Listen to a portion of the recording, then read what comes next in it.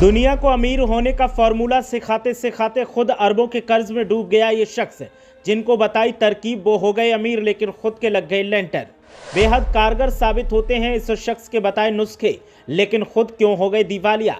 जब वजह का पता चला तो लोग रह गए हैरान।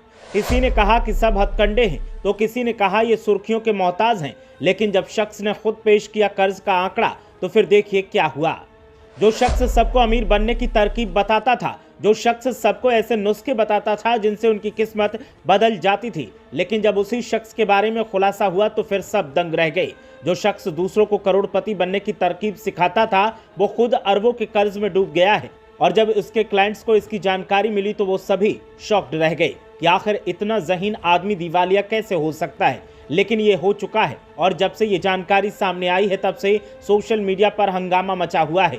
ये शख्स एक बहुत बड़ा लेखक है और बुद्धिमान लोगों में इसकी गिनती होती है, लेकिन जब से दिवालिया होने की खबर सामने आई है तब से लोग अब तरह तरह के सवाल कर रहे हैं। इनका नाम है रॉबर्ट कियोसाकी, जो दुनिया में सबसे ज़्यादा पढ़े जाने वाले लेखकों में से एक हैं।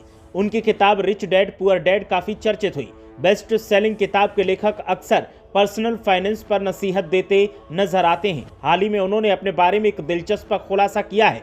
उन्होंने बताया कि उनके ऊपर $1 बिलियन से भी ज्यादा का कर्ज है।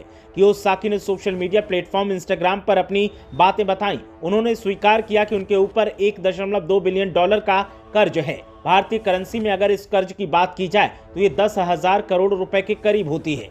कियोसाकी अक्सर अपने कर्ज को लेकर सार्वजनिक बातें करते रहते हैं। दरअसल कर्ज को लेकर कियोसाकी का नजरिया आम समझ से बिल्कुल उलट है। बेस्ट सेलर राइटिंग का मानना है कि उन्हें कर्ज से एसेट बनाने में मदद मिली है। वो कहते हैं कि मेरे ऊपर $1.2 बिलियन का कर्ज है।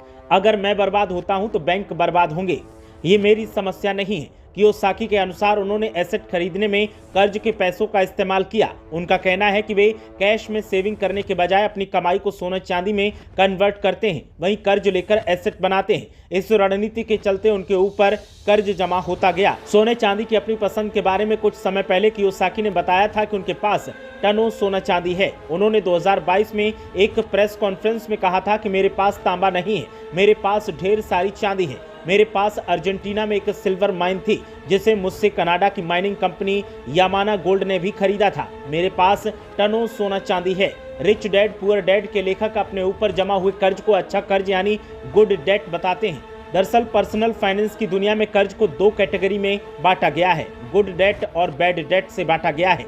अगर कर्ज लेकर उसे सही तरह से इन्वेस्ट किया जाए तो आने वाले ब्याज से ज्यादा कमाई हो सकती है, तो उसे गुड डेट कहा जाता है। कियोसाकी कहते हैं कि उन्होंने भी कर्ज लेकर उसे वेल्थ क्रिएट करने वाली संपत्तियों जैसे रियल एस्टेट आदि में इन्वेस्ट किया है। वो इस तरह से कर्ज लेकर रियल एस्टेट जैसे वेल्थ क्रिएट करने वाले इन्वेस्टमेंट की वकालत करते हैं। रॉबर्ट कियोसाकी की फेमस किताब रिच डैड पुअर डैड 1997 में पब्लिश हुई थी। अब तक इस किताब की 4 करोड़ से ज्यादा कॉपियां बिक चुकी हैं। कियोसाकी इस धारणा को गलत मानते हैं कि संपत्ति बनाने का एकमात्र तरीका ढेर सारे पैसे कमाना है। वो संपत्ति बनाने के लिए अपना उद्यम शुरू करने और कैलकुलेटेड रिस्क उठाने की पैरवी करते हैं। उनकी मौजूदा नेटवर्थ $100 मिलियन के आसपास बताई जाती है, लेकिन फिर भी कर्ज का आंकड़ा काफी ज्यादा बताया जा रहा है। ऐसे में सोशल मीडिया पर बहस जारी है और कुछ लोगों का कहना है कि वो झूठ बोल रहे हैं, लेकिन कुछ लोगों का कहना है कि वो सुर्खियों में रहने के लिए ऐसा कर रहे हैं। अब सही कौन है और कौन गलत है कहना मुश्किल है, लेकिन हालातों पर चर्चा अब तेज होती जा रही है। ब्यूरो रिपोर्ट, मीडिया हलचल।